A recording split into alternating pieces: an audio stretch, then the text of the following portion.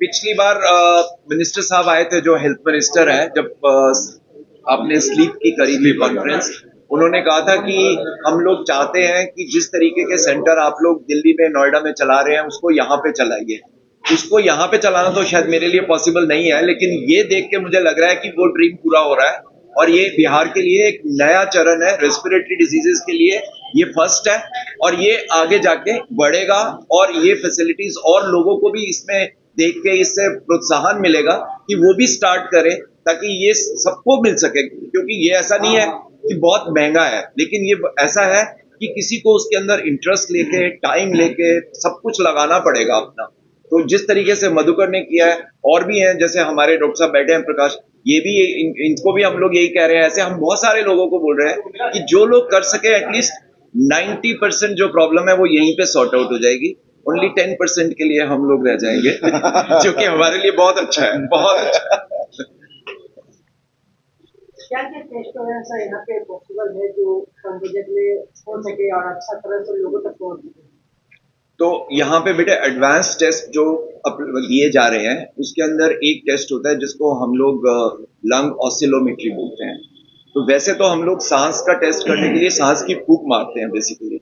अब फूंक मारने के लिए बहुत जोर भी लगाना पड़ता है और अच्छे से करना पड़ता है। बहुत सारे सांस के मरीज तो ये कर ही नहीं सकते। तो अब जो नई मशीन्स हैं, उसके हिसाब से उनको सिर्फ नॉर्मल ब्रीदिंग करनी है, उसी से ही साउंड से वो सारा पिकअप कर लेगा कि आपके लंग्स में कहाँ कहाँ खराबी है, कितने % खराबी है, दवाई देने से कितनी इंप्रूव हो रही है, और फॉलो अप में 6 महीने में, 1 साल में आप उसको कितना रिकवर कर पाए।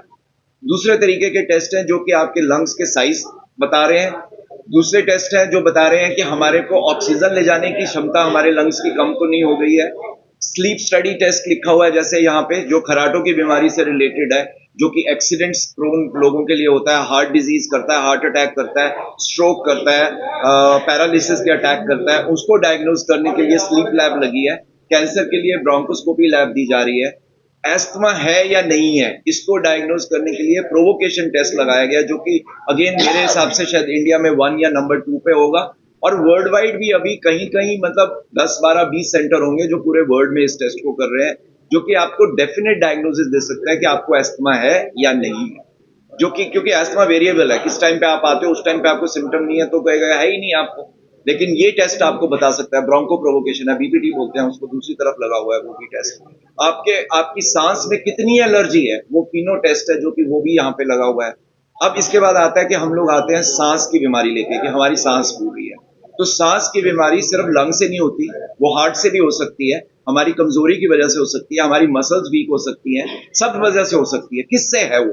जनरली ये पेशेंट कार्डियोलॉजिस्ट के पास घूमते हैं, हमारे पास घूमते हैं, ये न्यूरोलॉजिस्ट के पास घूमते हैं, साइकेट्रिस्ट के पास जाते हैं कि सांस भी ठीक हो रही है। लेकिन वो सीपैट जो मशीन लगाई गई है, वो ये बताती है कि आपके सांस जो फूल रही है वो हार्ट की वजह से है, लंग की वजह से है, या आपकी मसल्स की वीकनेस की वजह से है, ताकि उस हिसाब से उनका प्रॉपरली ट्रीटमेंट हो सके, रादर देन कि वो 3-4 साल ऐसे ही निकल जाए और उसके बाद पता चले कि रेस्पिरेटरी नहीं था, कार्डियक था, जो कि बहुत कॉमन होता है यहाँ पर।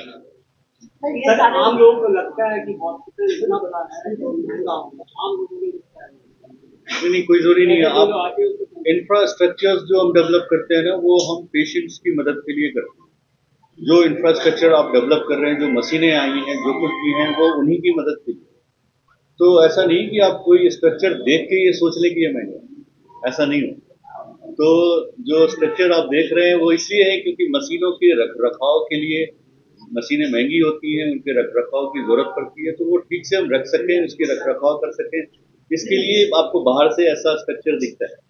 पर ऐसा नहीं है कि वो चीज़ें अंदर जो रखी हैं वो उनके एफोर्डेबिलिटी में नहीं होता, ऐसा नहीं होता, तो ऐसी बातें नहीं, वो हम करने जा रहे हैं।